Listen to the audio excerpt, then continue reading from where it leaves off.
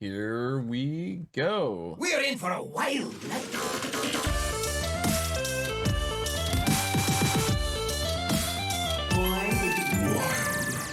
Welcome, everyone, to episode 181 of Born to be Wild, a wild and wild adjacent exclusive Hearthstone podcast where we have fun hanging out with friends, talking about the wild and wild adjacent format of Hearthstone and spotlighting members of the wild community. I'm your host, Hydralisk. It's great to be back on this, I gotta say, beautiful but dark and damp evening here in the greater Vancouver area.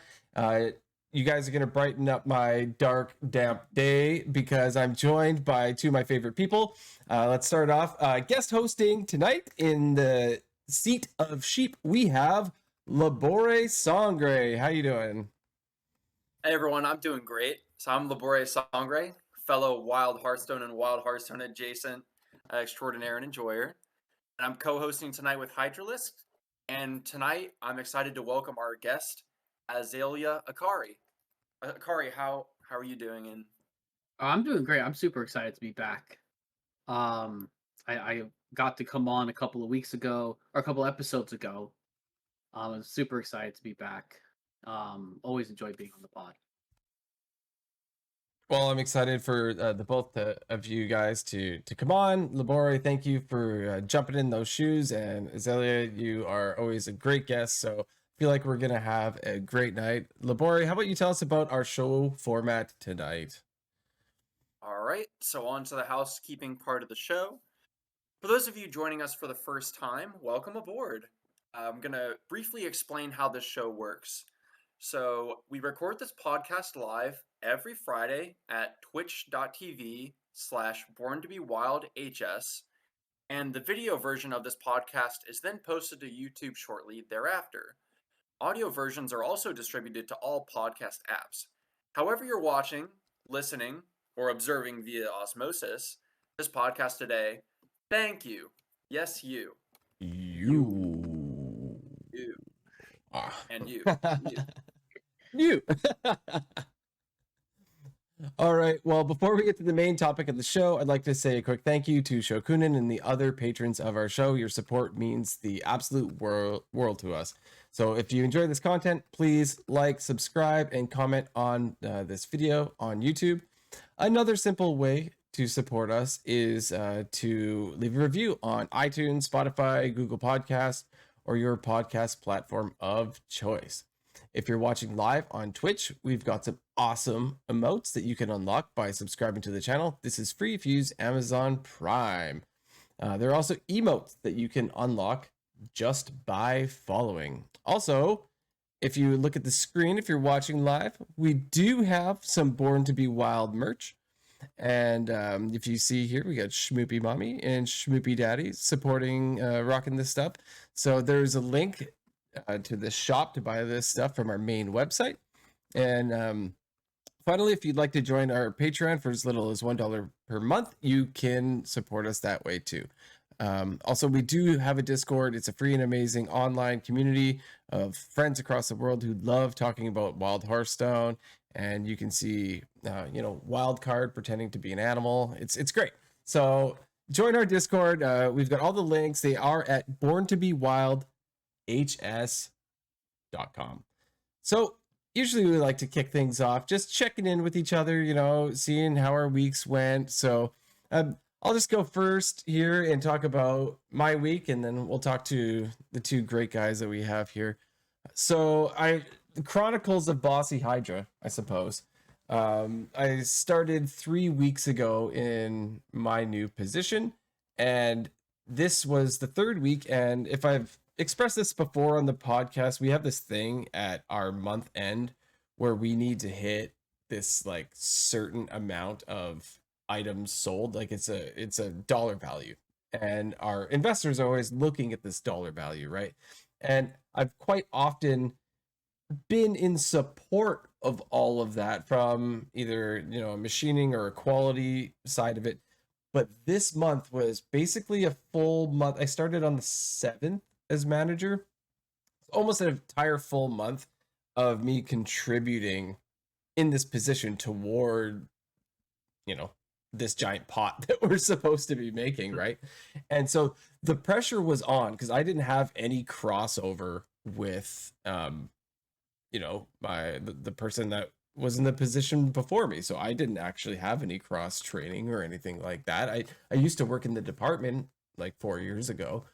So it was you know, a little intimidating where you have to hit all these numbers and manage a crew and get there. And there were some hiccups and stuff like that, but in the end, it actually worked out great.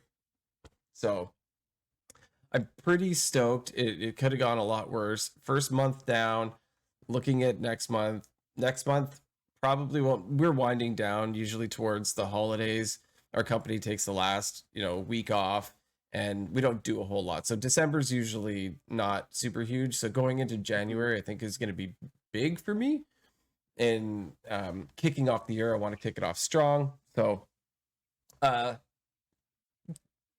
gonna try not to be too stressed out about it going into the new year, but I just want to give myself a tiny pat on the back. There's gonna be way more challenges coming up, but successful month number 1 is done. So I'm happy. That made me happy. Unfortunately, with that though, it has really diminished the amount of gaming time that I've had. It's also the end of the year. I have to conduct performance reviews, so I've been going over a lot of that stuff with my crew. So gaming has suffered. I've been playing a lot of you know, Rumble and Hearthstone on my phone. Hearthstone, I've been just trying to keep up. Unfortunately, did not hit Legend. I wish I did, but I did not. This was not the month for me. Not first month with my new position. I at the beginning of the month, I wanted to maybe see if I could get there in the first week, so I didn't have to worry about it, but that didn't happen. So whatever. Basically, I lay in bed and I play some Hearthstone casually, and I've been playing a lot of Rumble. Sort of obsessed with that game. My favorite part about it is kind of like Marvel Snap. You know how the matches in Marvel Snap, a match is like it's 6 turns, right? Mm-hmm. So with Rumble, the matches are like what are they, like 3 minutes long? So it's super quick, and it's something that I can get out of the way real quick. I mean, if I'm playing a ladder match on Hearthstone where I'm playing aggro, it could be that fast, but you never know, right? So yeah. It's been pretty fun. I enjoy the game. I'm gonna try to convince Labore to play it. We were talking pre-show, trying to sell him on it, but aside from that, I played a little more Alan Wake this past weekend. I absolutely love that game, as you guys may know. I do like Stephen King, so that's an easy segue into King's Corner, where I did buy a couple more Stephen King books. So this is going into my hardcover collection. I ended up getting 2. So I ended up getting, let's see what we got here. So this is Nightmares in the Sky, which is really neat. It's a coffee table book, and it's strange. It's Stephen King mostly just taking photos of things that he's found around the world. It's like gargoyles and weird statues and stuff like that. And then on the right is Cycle of the Werewolf, which is a harder one to find. And I came across that super, super lucky. Actually, I almost feel like turning around and selling it, because if you look online to try to buy this book, it costs too much money.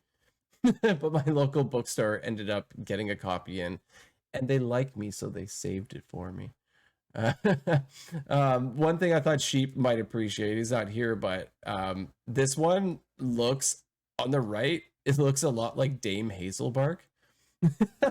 Oh yeah, right, like it totally does. And he's kind of you can just see it like right in the image. But I'm looking forward to seeing what we got for the month for Hearthstone decks, seeing what's coming up, what I can play. So we're going to talk about some decks later on, and stoked to see what you guys are playing. So that's basically my week. Let's hop over to my co-host here, Labore. What's your week been like? So my week was pretty good overall. I'm gonna kind of cheat and piggyback on last Friday, which was Black Friday, because I feel like that Mm. was the most exciting part, purchases and the results of the fun from said purchases. So we're cheating a little bit. It's been about a week from then.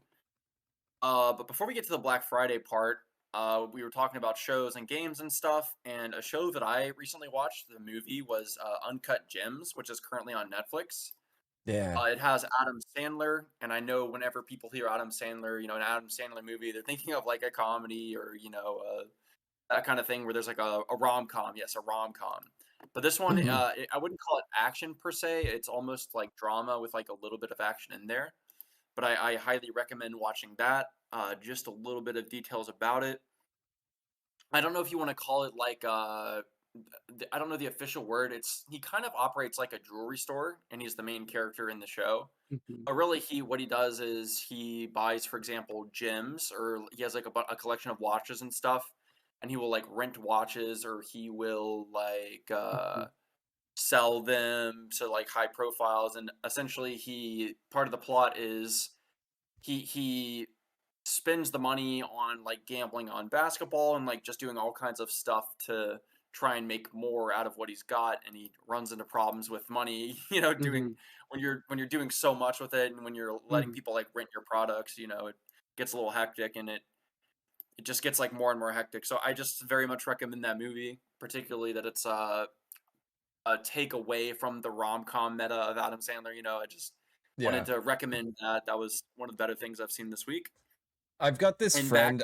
I'm not okay. gonna say his name or anything, but he lives in Los Angeles, and he somehow ended up getting tickets to the premiere of that. There's some special Well, theater in LA. I can't remember what it's Mhm. called, but he got to go to the premiere where Adam Sandler was actually there. And whoa. yeah, yeah. And then there was this after party thing, and he said he was standing around. They're all got their drinks and there's hors d'oeuvres and stuff. And like Adam Sandler actually walked up and he's like, "Hi, my name's Adam." And my friend, I won't say his name, like froze. He's like, "Oh, a hero." Like That's funny.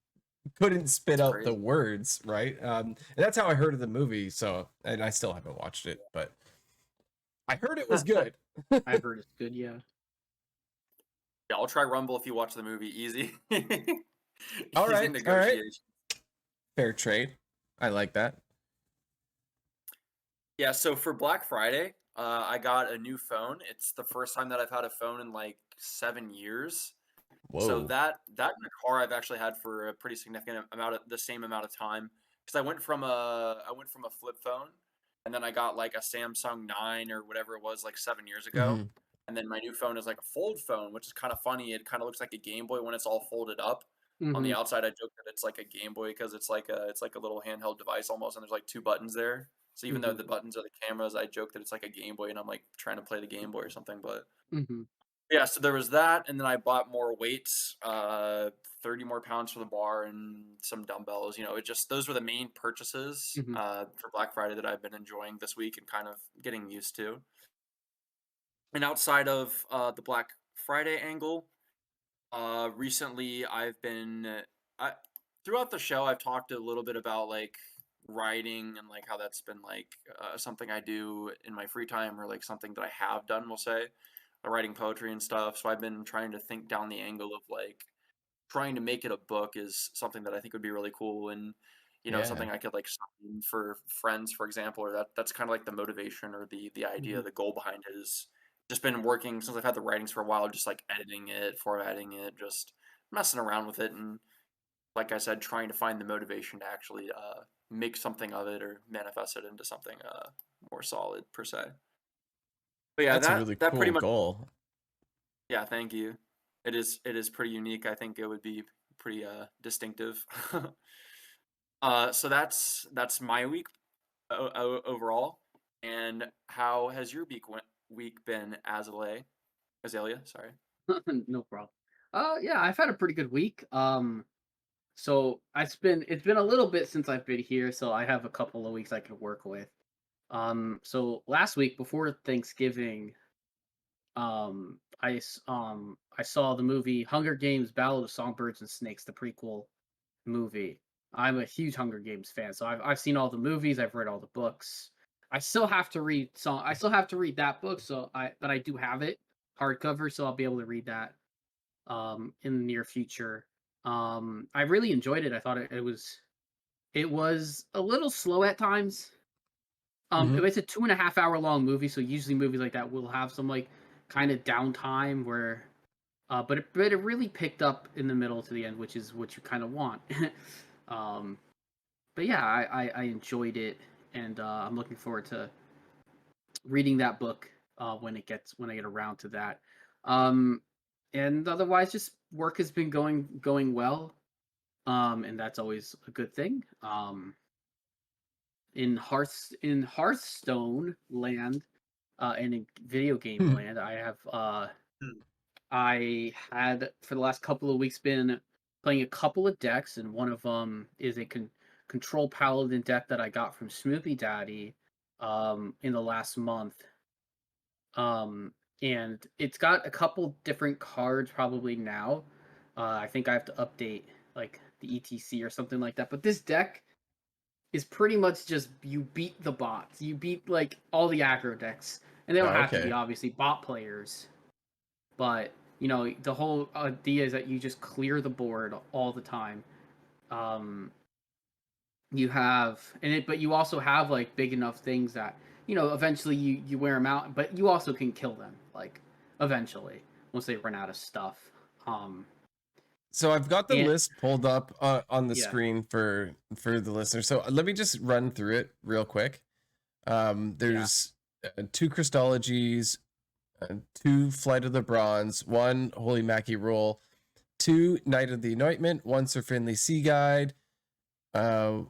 We got one Astalor, two City Tax, one Crystal Smith Kangor, two yeah, Equality, two Flash of Light, two Order in the Court, two Red Scaled Dragon Tamer, two Wild Pyro, two Bronze Explorer, two Consecration, yeah. Lord Some of those cards Baroth, are different Prince Renethal, from what yeah, I'd be running now. two But Service Bell, two Timeout, ETC, which has Wave of Apathy, Keeper's Strength, and I always say this wrong, Kazakusan. It's a mouthful for me. yeah, Nazdoormu the Timeless, two Solemn Vigil, Anachronos, two Prismatic Beam, and one Lightforged Cariel. So obviously you can see there's a lot of board clears and stuff here. Is there anything about this deck that may not seem super obvious? Maybe some neat tricks you can do or anything like that? so well, Order in the Court used to be really nice because you would automatically draw your Cariel, and then we'll get into nerfs. We'll get into nerfs later.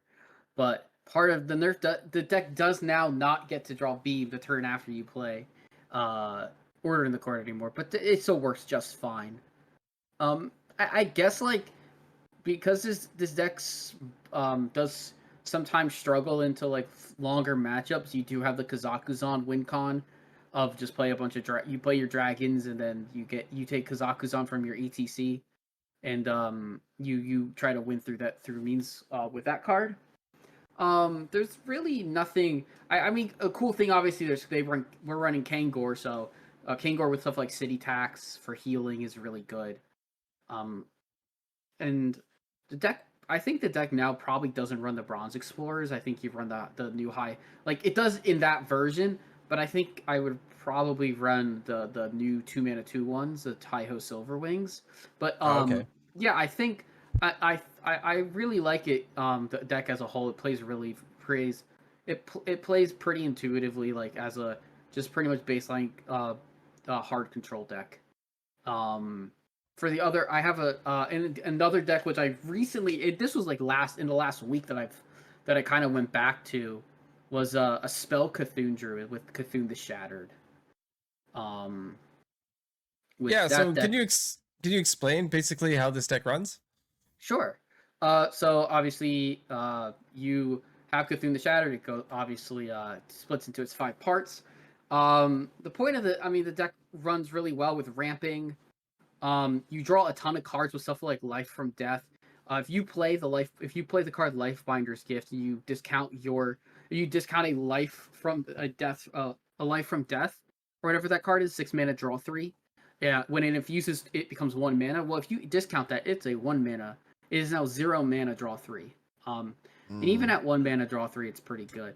Essentially, one thing that I found really good with this deck is you'll play like Solar Eclipse and Floops, and then you'll just make a bunch of minions, like as long as you have like Scale of Onyxia,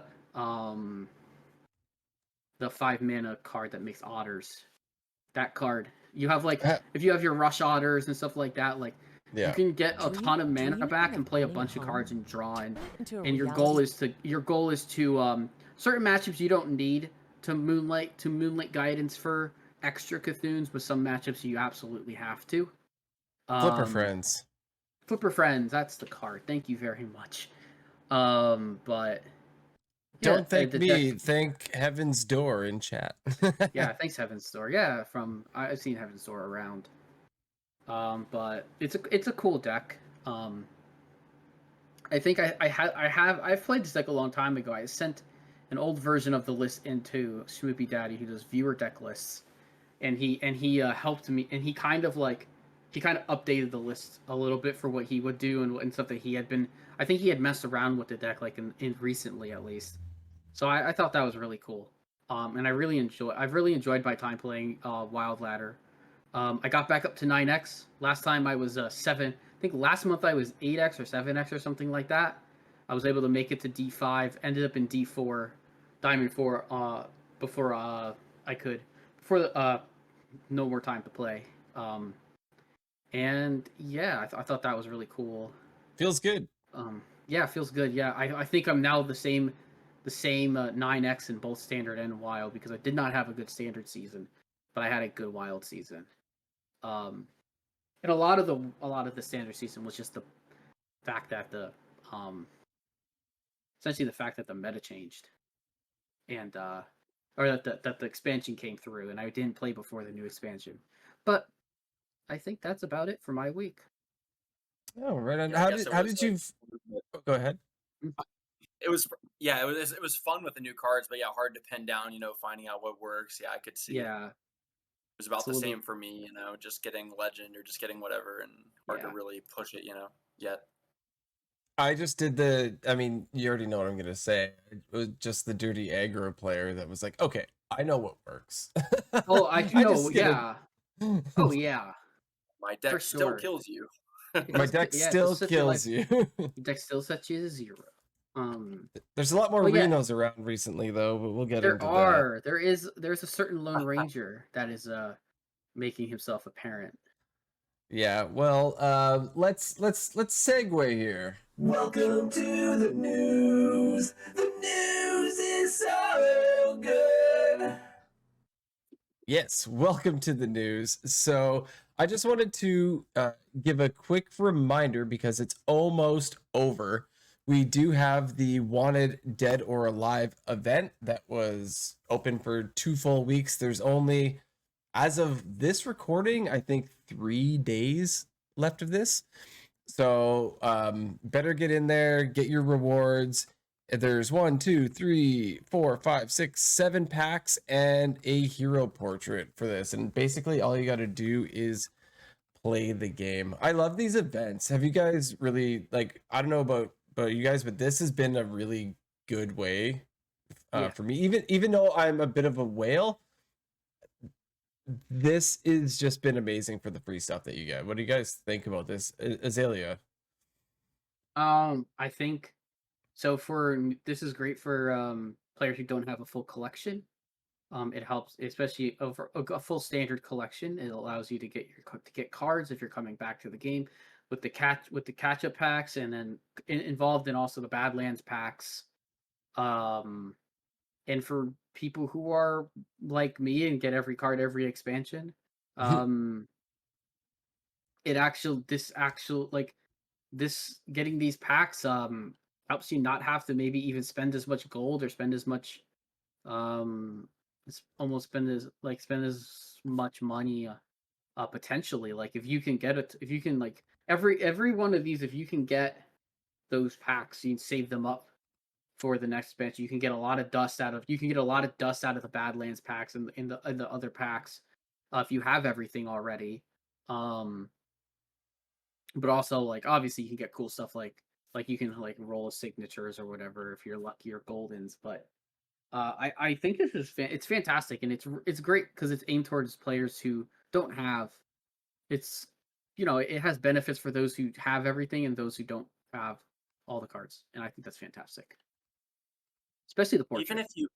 Even if you play like a limited amount of time, it still feels rewarding, right? Like even if you don't play every day, or if you only play for like, let's say 2 games or something, you can still like unlock all the stuff, and it's still satisfying to be able to, open rewards. And if you pull a legendary, maybe it encourages you to play more because you get a good legendary you want. I just think it's a very good thing overall. And the catch-up packs in the past, I did get a significant amount of catch-up packs for someone that's been playing Hearthstone like every week for years. I was a little surprised by that in a good way. Nice. I do like how one of the quests actually like scales.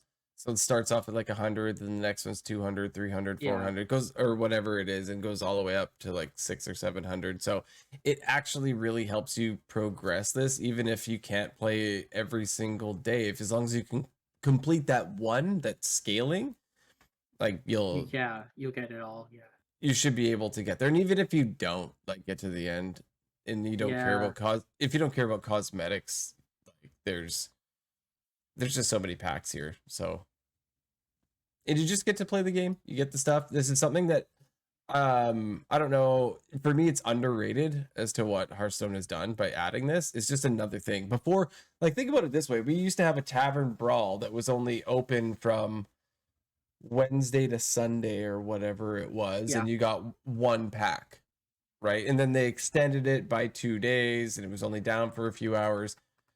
1 pack. Still, we did it every single week, but like this is just it's more than a cherry on top. Someone dumped a bucket of cherries on the top.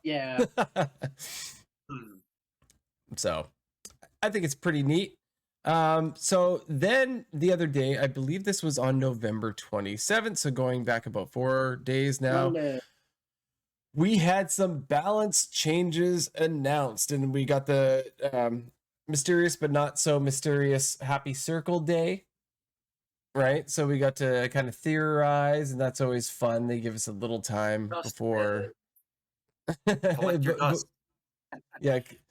Collect your dust. So we got to take a look at that, and then on the next day, the 28th, we got the 28.0.3 patch. So we got some card updates going on. There's a little bit of a spoiler if you look at the card on the screen. But so I'm just gonna read the dev comment on this. The team is pretty happy with the launch of Showdown in the Badlands. We're seeing players having fun, exploring, and having success with a variety of decks and strategies.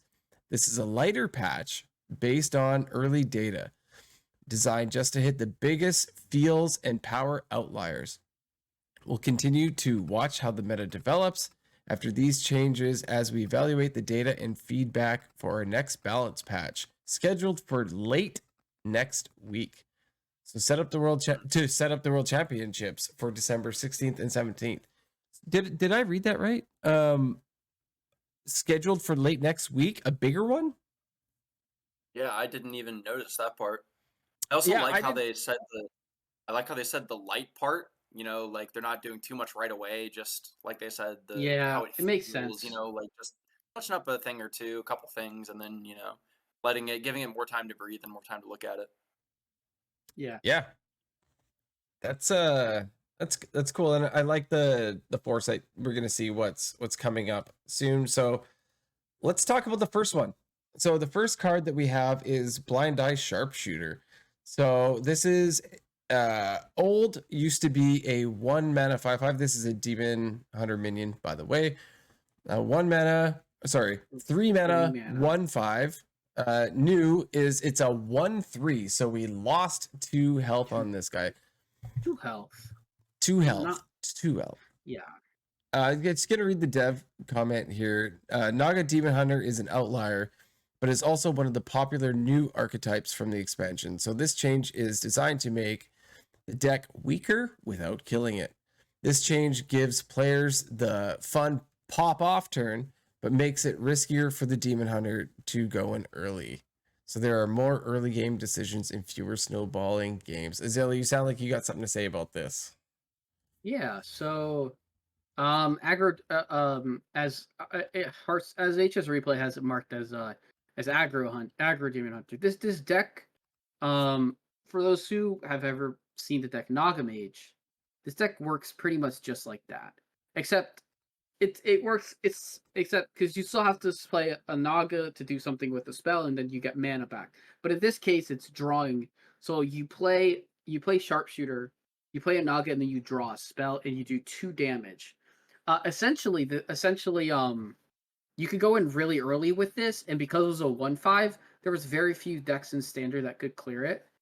And so like there was enough where it was a problem where it stuck, and then people would just die the next turn because you can discount things so cheap, to very cheap with cards like Wayward Sage, which we like a lot of like the outcast cards that you would see in an outcast wild outcast deck is like still like the ones that are in Standard see play in decks like that, that are good spells. So the deck has taken a significant hit from this change.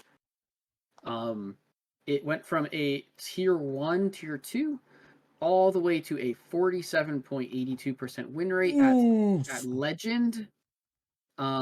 Because the deck, it's because you have to wait to go in to try and win. And now granted, I played a THL match, a Team Hearth League match, and my opponent was able to get 2 wins with their Demon Hunter because the format was last hero standing. So when my opponent's deck won, it got to keep playing.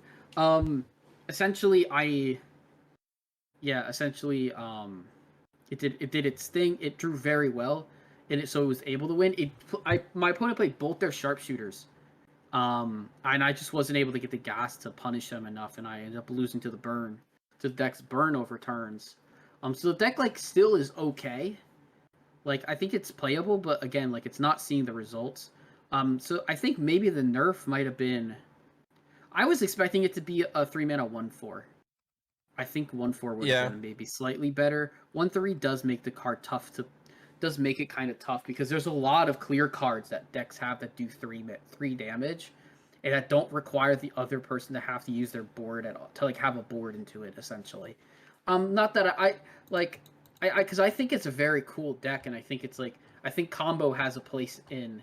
I think combo should always have a place in a card game, at a time, like obviously within reason to the point where it's like it's good and it can work, but it's not oppressive.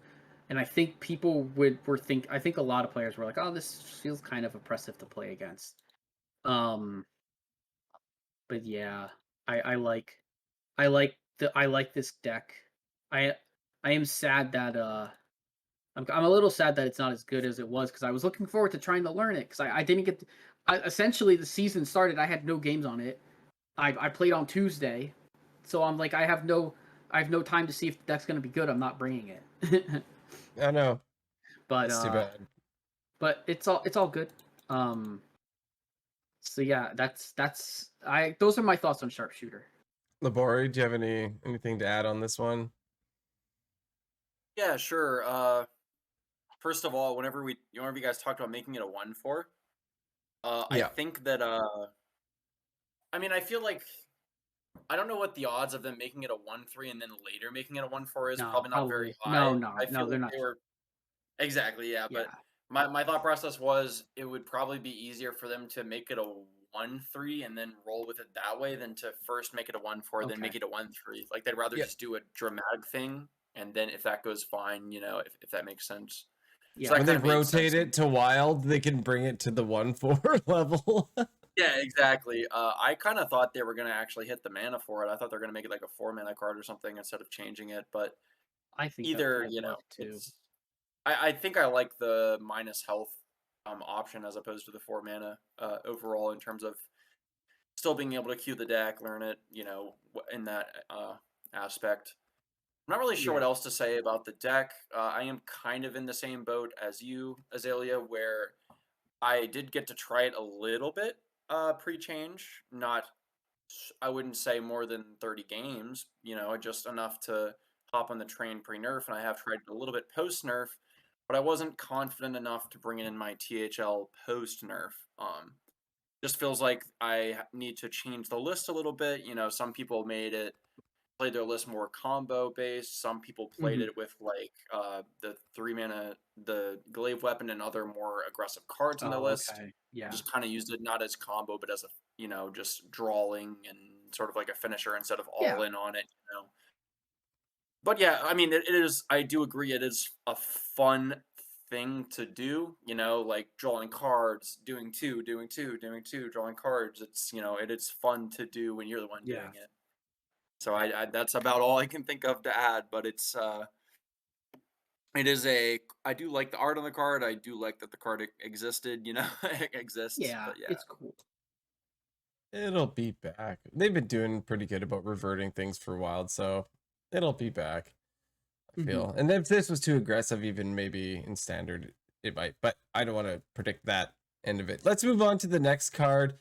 I also feel like Azalea might have something to say about this one, as I know you were running it in your control pally.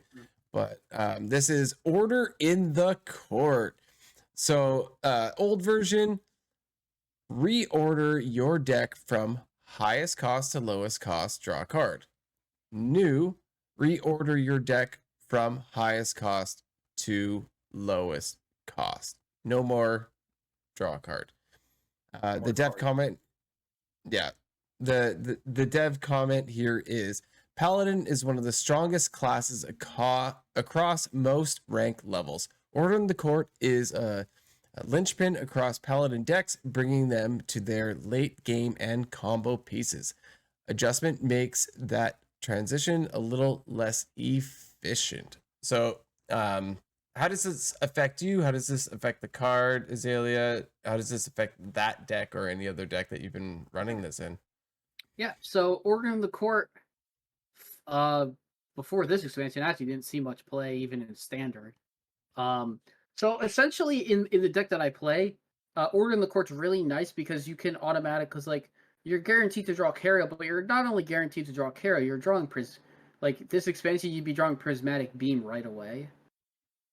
Which is obviously really nice because then you have your board clears coming one after the other, and then eventually you play Prismatic Beam. Oh, I have Solemn Vigil in hand. Oh, awesome! I cleared like 5 totems. I'm drawing 2 cards. Like, it was really nice. It was a really nice way to like kind of have the game flow. For clearing in the Control Paladin list. However, the reason this was nerfed was because of how good it was in standard, obviously. Where you would play this card and then you would play Garden's Grace on that same turn, and oh boy, +5 Divine Shield on a minion, and a lot of times with the Horn of the Windlord being around as well, this type of card would really quicken the game, and essentially you'd be able to play it and draw your buff right away, and it could cost nothing. But yeah, essentially this card was, and it also helped with Showdown Paladin because we were running Sea Giants at the top end, so you would play Showdown, and then you'd get to play a Sea Giant very likely, as long as there was a couple extra minions on the board.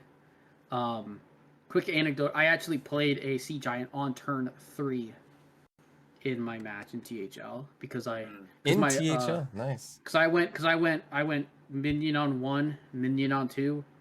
I think my opponent played something, and I played Showdown, and I played a 0 mana Sea Giant. That was something, and yeah, I think this was a good change. Paladin is not as strong in standard, which is kind of where they need to make their bread and butter. Like, having like strong aggressive, like I'm sure the deck is still pretty good at like lower ranks, but at higher ranks it's tier 2. The aggro paladin list is tier 2. It still does the thing, but it doesn't do it as fast, and that's good. It's kind of opened up like slower decks being able to play essentially, which Reno, is good, it and it helps Reno decks other too. decks Yeah, might yeah, get to the Reno and then come back after they play the Reno. Yeah, yeah. by being And a in little bit slower. Highlander Paladin also played it, I think too. Yeah. Yep, that's all I have on order. It's a good change again. Yeah, I think so too. Labore, you got anything else on this one? Sure. So the interesting thing about Order in the Court, Mm-hmm. so beforehand, the Showdown Paladin was in Standard was the list that saw the most play, the one we were just talking about with Giants and stuff. Yeah. It's too soon to like say this definitively, but the list that I've seen people talking about is kind of taking a step away from the Showdown angle, and they're heading towards you play Order in the Court, and then you play the 10 mana spell that gives 5/5 and Divine Shield. So instead of your top end being like Sea Giants, like we just talked about, Yeah. it heads in that direction instead. So it's taking a little bit of a different direction, and I don't think the list runs Showdown at all, actually. I think they run, like, for example, the give minion +3/3, give Divine Shield, you take 3. They just run cards that make it more aggressive overall. So while that might change the Paladin strategy, I do agree with the point to where Paladin is definitely still going to maintain in the tier 2 whatever range, right? Like, it's still playable, still enjoyable. I can see the reasoning for this change, just slowing them down a little bit, and of course you can tell that, with being slowed down, the deck does drop a little bit. It's not as good as it was prior. So I do think that it was a good change, I suppose. Yep, the class was Yeah. less harmed. This class was less harmed than Demon Hunter was, because it still has legs. It still has a deck. All right, well, let's move on to our next card here. Let me pull this up. This one is always a tongue twister for me. Always a bigger Jormonger. So this was 1 mana. It got the boop up to 2 mana on this one. So the dev comment here is, Hunter was one of the biggest class outliers that we wanted to weaken this patch. Always a bigger Jormonger is one of the strongest cards in the class data, and also one of the most standout cards in terms of play experience. This change makes the deck a little slower and a little less consistent. This card can no longer be drawn by Trinket Trackers. So this is very much a standard thing, right? Like, Yep. Yeah. Not something that we're dealing with at all, but Labore, have you seen... Oh, go ahead. Is that... No, sorry. I'll say it being 2 mana, even Hunter kind of... Even Cleave Hunter, I've seen it a little bit. I don't know if it's going to ever be good, but you run this, you run Hounds, you run the 4 mana Infuse card, and, you got a little something there. You can do a lot of damage with Jormonger. Because it gives it Cleave, so it gives it the Trampling Rhino effect. Yeah, I mean, it's pretty cool. Like, in all it's honesty. Cool.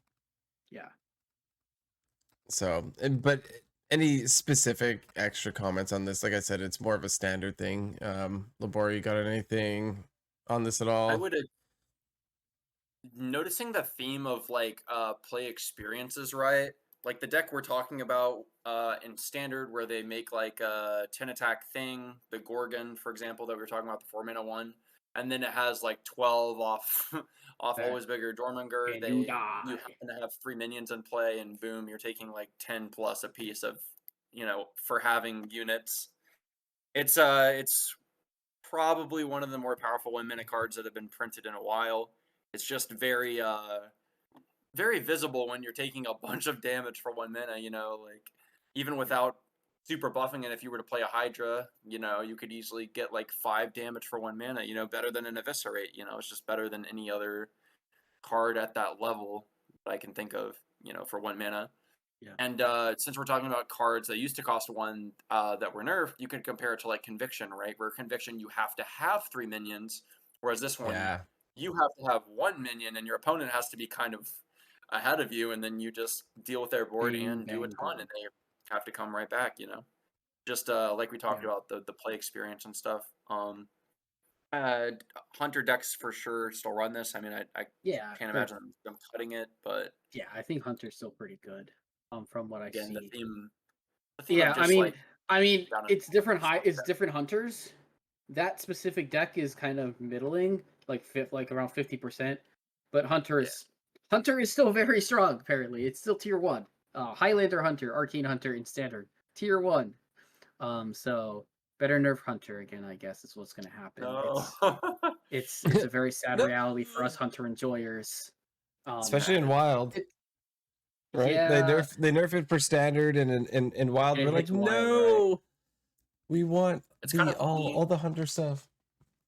It's kind of funny. I've noticed a trend where like anytime they nerf something, and I'm not calling out any card in particular, uh, I'll have like the initial like no, and then like a couple days later, I'm like, oh, dust, never mind, I'm fine. Like Spirit of the Frog, like I literally have like a Oh, T-shirt of like Spirit of the Frog and like all frog. this stuff in Wild, and at first I'm like no, and the dust all my hits, and I'm like, okay. all my shaman friends are weeping over Frog. Yeah, I sure will cry by just playing any other deck in my collection. Yeah, I Like gotcha. sad moment, sad reality change. But Mm-hmm. I found that I just Yeah, get you over it move really on. quickly. Apparently, Yeah, it's good. All right, well, let's move on to the next one, and I'm gonna pour one out for the Godfather here. Our good buddy Nate Wolf has been nerfed. I mean, defense attorney Nathanos has been nerfed. Daniel. So No, he's been reworked technically. yeah, we'll call it reworked. Nate Wolf OP. All right, so old was yeah, defense attorney Nathanos was a 5/4. Now it is now a 4/4 plus added functionality. So let's read the dev comment here. In this patch, we are updating the rules to make defense attorney Nathanos work more favorably with cards like Sarfang, Twisted, Frostwing, Spurfang. Yeah, I want to say Sarfang, but Spurfang, Twisted Frostwing, and Bovine Skeleton. We think this will work more intuitively for players, and it sounds fun. But at the same time, our overall goal with this patch is to slightly weaken Hunter. Of course, they said that. But so we're giving Nathanos a small but preemptive stat adjustment to make up for his new synergies. So yeah, it's just a balance thing there, right? We get some new synergies, but we can't have Nate Wolf be too OP here. Labore, you got thoughts here? That's a lot of cards would make that trade where they lose one attack to trigger a death rattle. Like it now also triggers the death rattle. You're losing one attack for that. Like that's worth, like a small price to pay for the synergies like they talked about.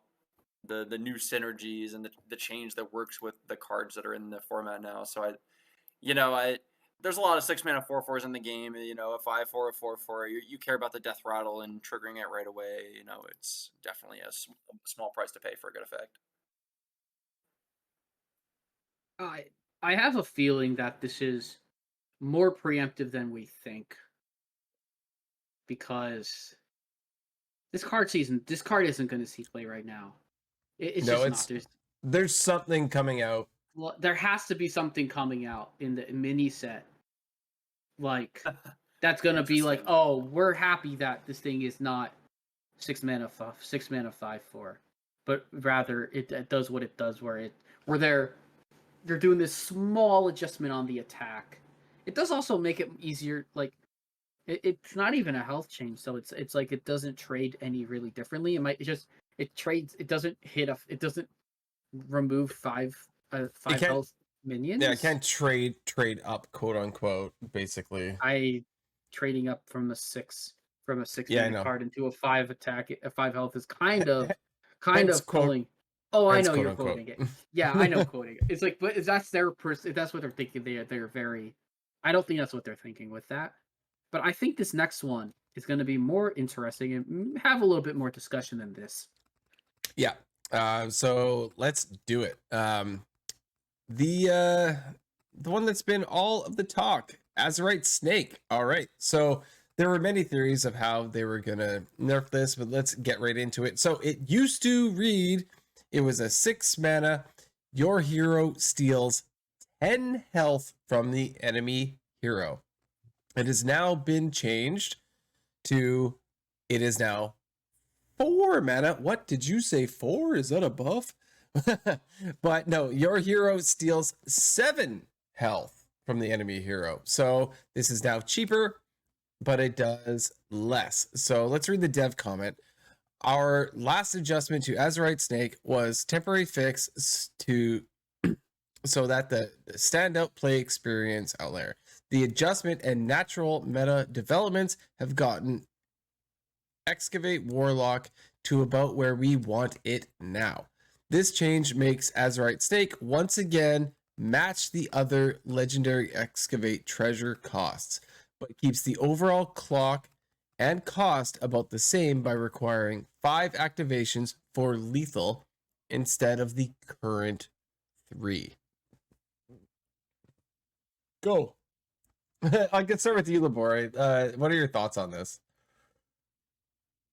Yeah, so okay, so the stealing health from the enemy hero, again, the theme of like things that feel bad whenever a deck, A, it ignores armor, and B, you can't like fix your life total, right? So that's that theme again. That being said, the whole stealing idea is a new and unique effect. So their nerf of changing the amount from 10 to 7 is something that's like keeping the effect, keeping the unique effect and lowering its effect so that it minimizes the feel bad moment. Actually, I did something that wouldn't have happened whenever it did 10, but something that I now did at 7 to display the difference of the nerf was I actually did fatigue a snake deck, which was pretty cool. I can't remember what I was playing. It was I think it was a priest deck actually. So I did some shenanigans with like dirty ratting one of them, or I might have done a shenanigan where I actually got a copy of a snake and played my own snake, and then thus regained what total of mine they had limited and brought it back up. But the point is, prior, that was something that wouldn't have happened to show that the nerf does indeed matter. And yeah, I would say that Azerite Snake has probably been the most talked about card from the new expansion in terms of complaints and stuff. And they were very quick to touch this. Yeah. So I do think they did a good job there. Like I said, just it being the most talked about card on Twitter, just in general, it definitely all over the place on this one. It's definitely talked about before it was even released. Sure. Oh yeah, people were speculating on it for sure. Yeah. But yeah, overall, I do really like decks that excavate. They're some of my more fun decks to play at the moment. And yeah, this is definitely a payoff. Yeah.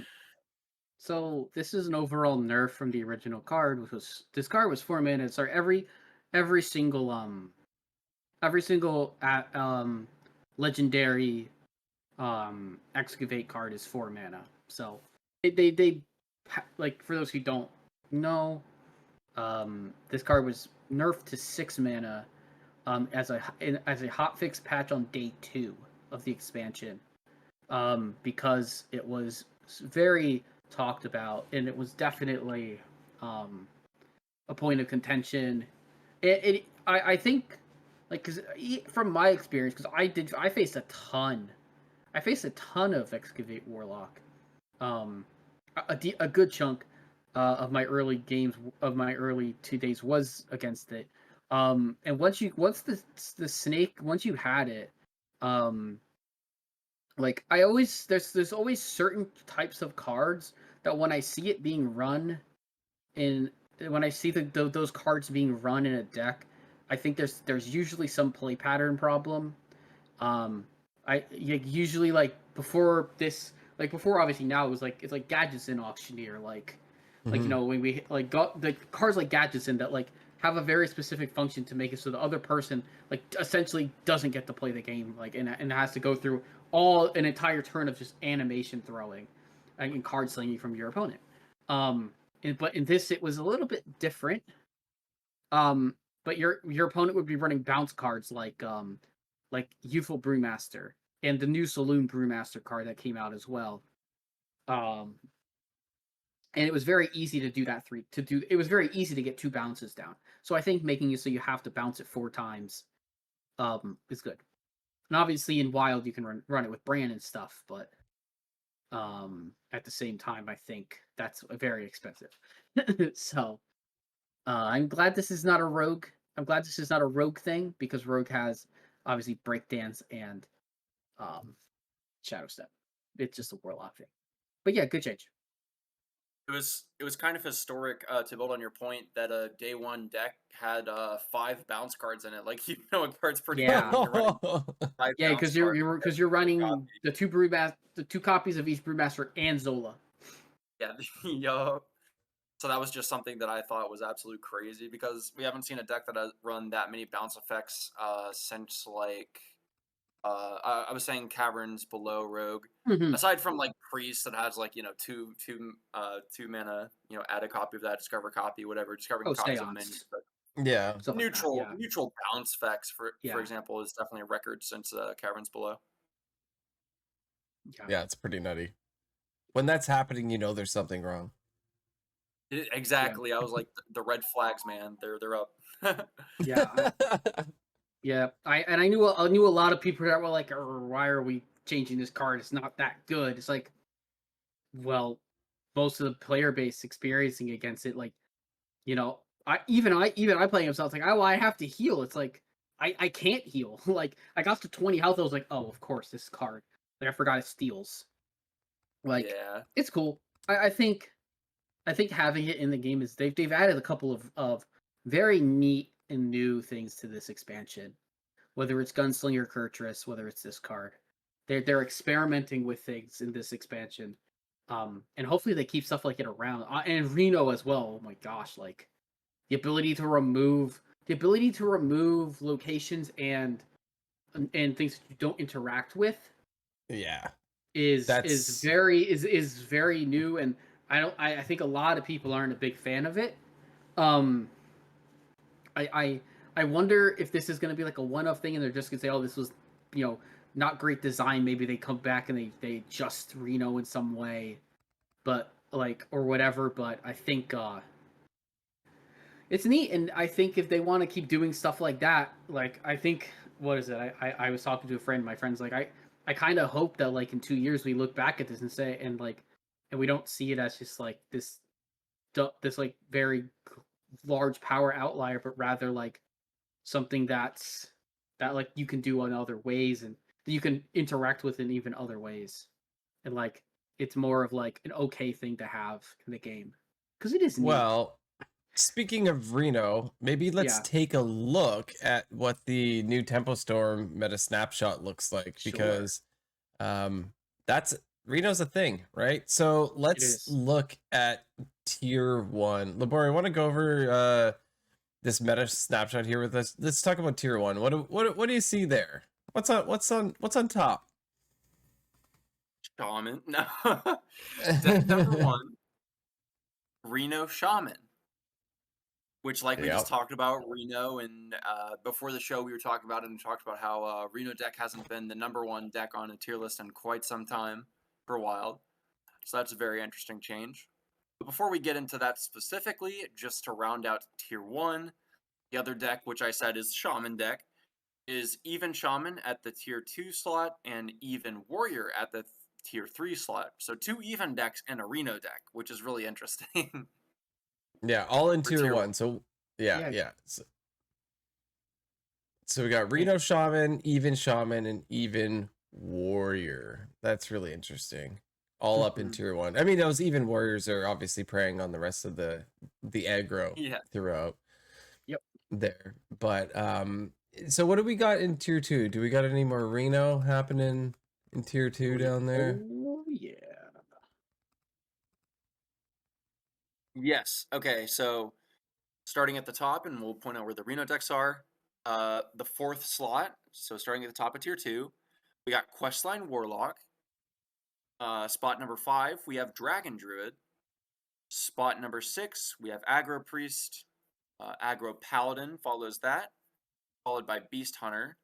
Let's go So Hunter. still in tier 2, about halfway through. Shout out to Beast Hunter. And then we got a couple more Reno decks in there. So we have Reno Paladin, Reno Druid, and Kingsbane Rogue and Quest Mage. So there's 3 Reno decks in between tier 1 and tier 2, which is pretty sick. Yeah. Pretty, unique, interesting change. Yeah. Hasn't been that way in a while, like we just talked about. Yeah, definitely with this new Reno card. Let's look at tiers 3 and 4. Okay, so tier 3, starting it off, we have Big Shaman at spot number 13 at the top of tier 3. We then have Mine Rogue, Miracle Rogue, Reno Priest, Pirate Rogue, and Naga Demon Hunter. So every rogue that isn't Kingsbane falls into here. Almost every rogue. Yeah, basically, right? And then yeah, tier 4.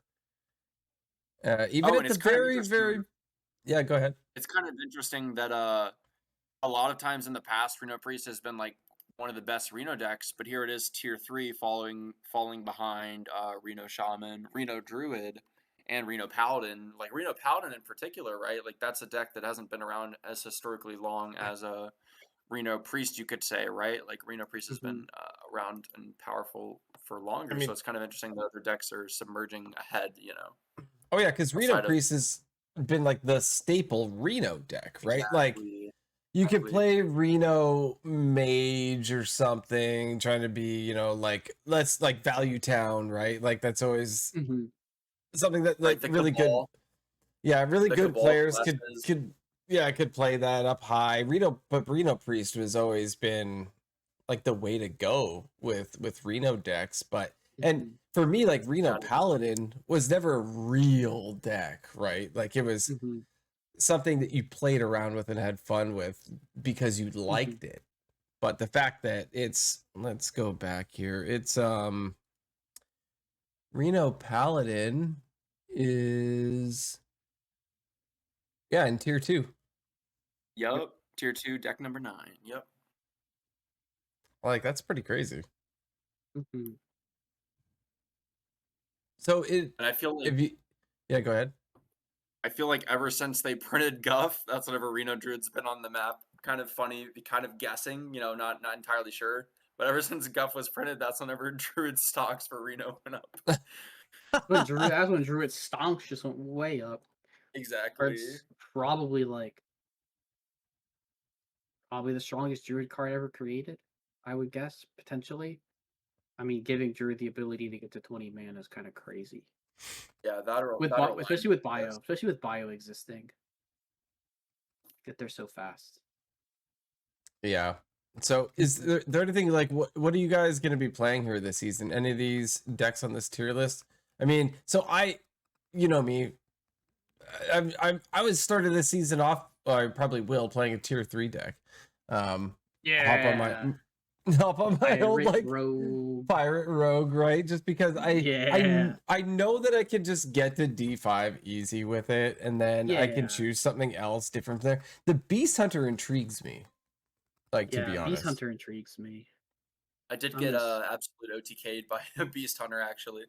Did you? So it's I underestimated it, you know, because it doesn't see much ladder play in a while. It's always been a fun deck. I'm a Beast Hunter enjoyer, but I certainly underestimated it. I'm like, look at me, I'm winning. I have a big board, and then I just died to Tundra Rhino and the Hydra, the 7-mana 5/5 summon, the 3/1s, and Scavenging Hyena.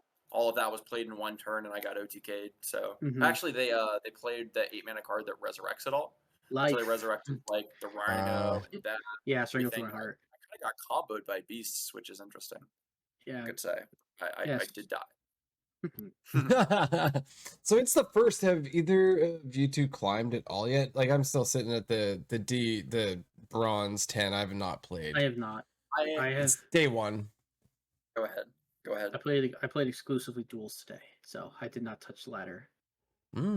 Yeah, it's day 1. I haven't gotten a chance to play yet. I had work, and then I just got home in time for the podcast. But in terms of last season, I mostly was labbing Quest Mage, which it says is at the bottom of tier 2. And outside of that, I'm pretty. I just practice THL decks. I try to do that a good bit. So I was practicing my wild THL decks, of which Aggro Priest I played some of, was kind of Mhm. I actually haven't played much Aggro Priest. Like you guys were talking about Pirate Rogue, Kingsbane. I've almost always brought a Rogue deck to THL. So I actually kind of swapped around and brought Aggro Priest instead. I started learning that a little bit. I think I had like a rough, not necessarily a rough time learning it, but it just wasn't working for me at first, or Mhm. it didn't, like, I just didn't really get into the groove of it. And I really gave Yeah, it a second try, Mhm. second chance. it's a little And different. so that was something that I played and tried. Oh, also, something worth mentioning is the Aggro Paladin list. That Hmm. is running some new cards and bringing it into the spotlight. I don't think Aggro Paladin, while we talked about it still being good in Standard, I don't think it's been, a go-to in Wild for a minute. Mhm. Ever since, for example, the Watch Post cards came out, and that kind of became a deck, or something Mhm. that was like meta relevant. So it's been a while for Aggro Mhm. Paladin to be back in the spotlight. But yeah, in terms of decks that I'm playing, like I said, I need to practice my Rogue again a little bit in order to bring like Kingsbane or something like that again. But I have been playing Aggro Paladin, Aggro Priest. I've been playing Aggro Priest, Quest Mage. Actually, I did recently get Neptulon. I actually didn't get the expansion. I waited quite some time, and then I finally decided, yeah, let's get Neptulon. So I did try Big Shaman out, so that's something I have been trying a little bit of. But yeah, actually, that's the three main decks that I've tried on the tier list, aside from rogue Mhm. decks that I wasn't sure if was worth bringing to THL, that I tried a little bit of, not enough to be confident to bring. So I'd say I've played like 4 or 5 decks on the tier list. So I actually have a lot of decks to try, per se, if I want to. Mhm. But yeah, what else have you guys been playing of decks that are on the tier Well, list, or here's this aggro paladin. I pulled it up. Yeah, okay, Aggro Pally is If cool. you I could, played a version of it. exactly my thoughts, Oh, this exactly. is different than the one I was playing, but that's because the expansion hadn't come out. yeah. So this is Mm. the Oh, one off OTC the deck. Tempo Storm tier list here. Yeah, I So have it it's pulled up on my screen as well. 1 Blessing of Wisdom, 2 Christology, 2 Righteous Protector, uh, Blood Matriarch Lad, 2 Crab Rider, 2 for Kel'Thas, 2 Hand of a Doll, 2 Hi Ho Silverwing, 2. I should not read these cards. I need Goliath the Dwarf on this show. Oh, Nerubor, Web Lord, 2 Nerubar? Showdowns, Rooney, Time Explorer, 2 Seal of Blood, 2 Call to Arms, 2 Crusader Aura, ETC Band Manager, 2 Prismatic Beam, and 2 Garden's Grace. And in the ETC is Ashen Elemental, Rebuke, and Boar. Stone Tusk Boar. Ooh. That dirty boar. Yeah, Boar. Yeah, you can play it and then just Garden's Grace it And once or Garden's twice, and Grace all it of a twice sudden, and it's just dead. Yeah. Dirty. it's better to have it in the ETC than to have it in your Call to Arms when Yeah. you're 4 mana summoning a 1/1 board. Yeah, this is a cool deck. I was running a slightly different aggro list from NHL um before this expansion. And it's similar to this list, but I like what what this has going on. For sure. All right. Well, any other comments on this tier list or what you guys want to be playing or anything like that? I'm gonna play Reno Shaman. I was playing a You gotta play different Reno Reno Shaman Shaman. deck. Yeah. I was playing a different version of it. I'll probably just pick this one up. I actually didn't run into many. Well, so in my trip to Wild Legend, I don't actually recall facing that many Rito Shamans, which is interesting, but that's probably because of the even Shaman situation, with how popular that Yeah, deck is. Or you could say yeah. that the people that are good at Reno Shaman, experience with or whatever, that's their deck. They're already, a higher MMR than me. Maybe I didn't end Hmm. up facing them, but Yeah, it does this. oh, It does not have the go ahead. best matchups into some of the aggro, but it's good into even shaman, so that's good. Yeah, I used to find Reno Shaman used to be one of the decks that I found the most annoying, personally, to face. Yeah. So I Yeah. no, it's just Murloc stuff.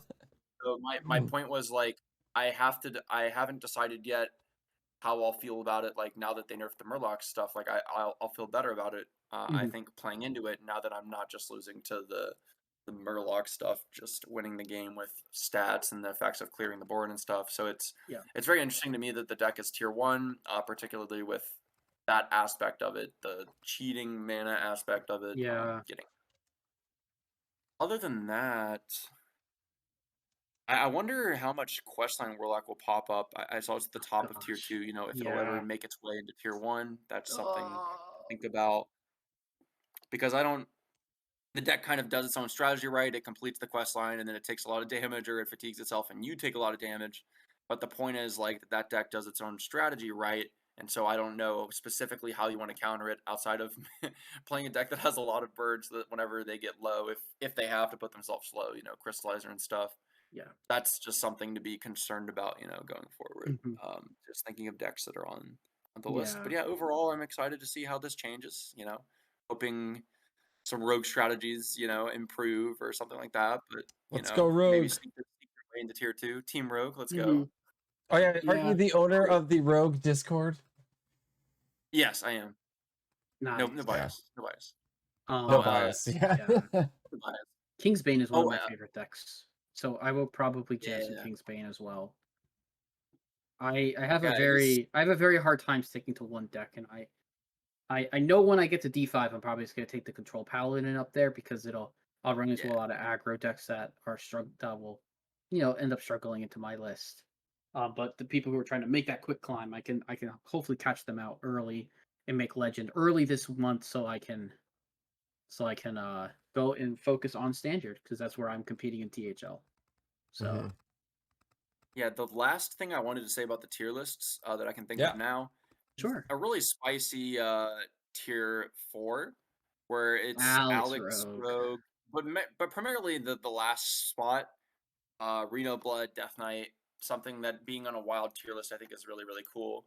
And again, Yes. a lot of these decks that are on here, some of the decks that are higher up in the tier lists are there because of their ability to deal with like even Shaman or some of the top contenders, right? Like I think that the Mhm. reason Reno Mhm. Blood Death Knight would even be on this tier list is just for its ability to maybe contend with such a deck, Mhm. you know, just have the removal tools in order to answer some of the top decks, you know. Some of the, for Mhm. example, like in tier 2, we see like aggro priest, aggro paladin, and if you're beating those on tier 2 and you're beating even shaman on tier 1, right? It's like you're beating some of the top 10 decks, you know. If you can just beat the top 10 decks and boom, you can land yourself at least on tier 4.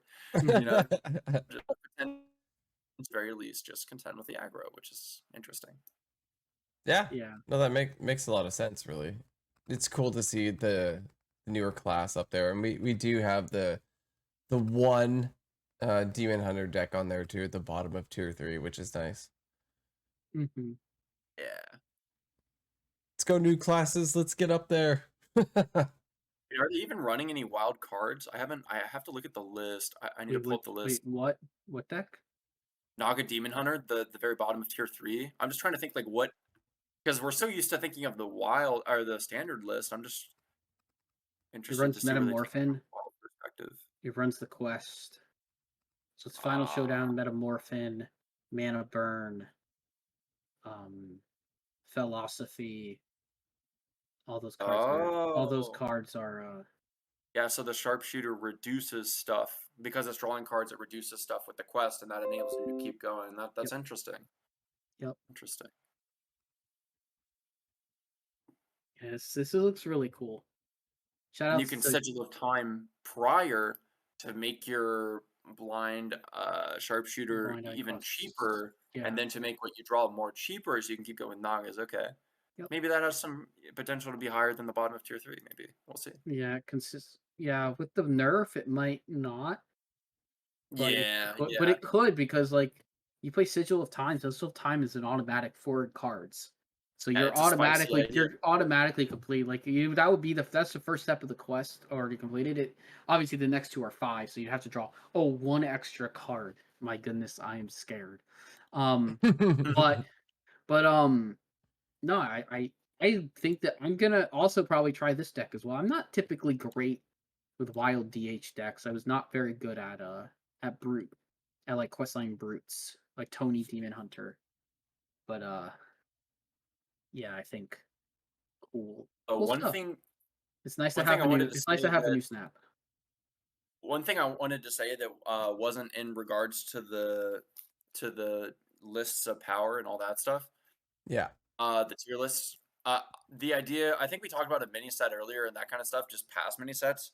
But something I was thinking about with the mini set that we'll inevitably get for this expansion was I was kind of interested to see like what sludge warlock cards Oh, support we'll get. sludge, yeah. That was just something that I was interested in. Where, Mm, like sludge lock is, we'll see what happens there. Just something I was speculating on. sludge lock. Sludge Because lock. it could be something. It could be something where like this is the only expansion we'll ever get sludge cards, right? So if Oh, this is maybe, it, yeah. if this is it, it's gotta have to be a banger, right? If it's not just gonna be a Yeah, meme, or if it's it's gonna be gonna yeah, it could just be a dud. It seems like Dud a one dud off. even in seems like a dud in standard right now, but again, like we said, new cars coming eventually. We'll see. yeah. Anyways, That was just my yeah, speculative comment was maybe there will be absolutely. more sludge support. Okay. Yeah. Mini sets are small, so I guess we'll see. Right. Mhm. All right. I'm calling it. Well, you're calling it this Sludgefest expansion or mini set? Oh my gosh. No, imagine like if you play a sludge from hand, shuffle it back to the bottom of your deck. Like now Whoa, that would be something. that would be something. That really Mhm. would be. Well, I do want to thank you guys both so much. LaboreSangre, you jumped into some shoes here, into or some hooves, Yeah. shoes. You jumped into some hooves here to help with Sheep's absence. He's been doing a vacation thing and doing some stuff, so appreciate that. And Azalea, you're always a great guest, so I'm super stoked to have you on the show once again. And it's really been a good time, but we can't exactly end the show No, we without can't. And now, Yes. unrelated advice With Nate Wolf. with Nate Wolf. AzaleaAkari. Yes.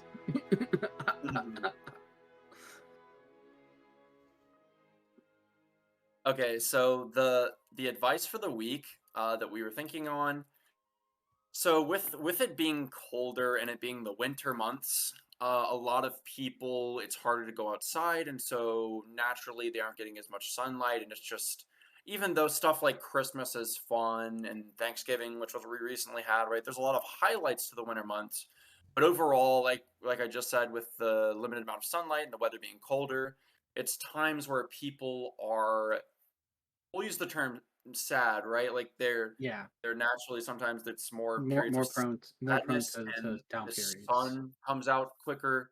It's just a lot of some people have a lot of negativity to the colder months and the winter months and all that. And so the advice for this week and sort of like the question advice, just wanted to ask how you remain positive or just sort of advice to the viewers on how to just make the best of it and get through the winter and just what your life looks like, what helps you to keep positive if you're sad, just incorporating that sort of idea. So oh boy, this is a very heavy question. Oh gosh. Um I think um hmm, I think for me a lot of it is still trying I still try to make time to hang out with my friends outside of eat when we can.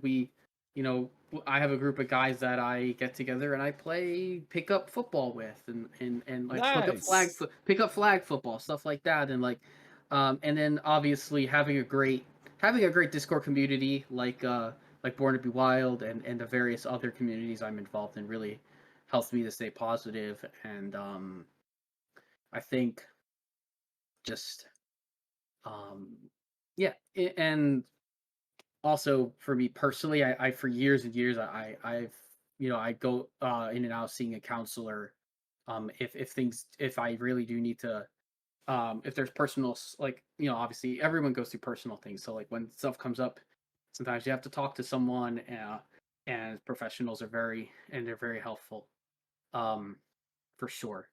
That's definitely been something something I like to advocate for if you need it. And I think most people will need it at some point in their life. But yeah, so that's kind of my advice with things. It's not a complete answer, but it's what I can come up with. No, I like your answer. I like your answer. You know what? Wiser words have never been spoken. And you heard that on More to be wild. Yeah. All right. That's a wrap. Thank you, everybody.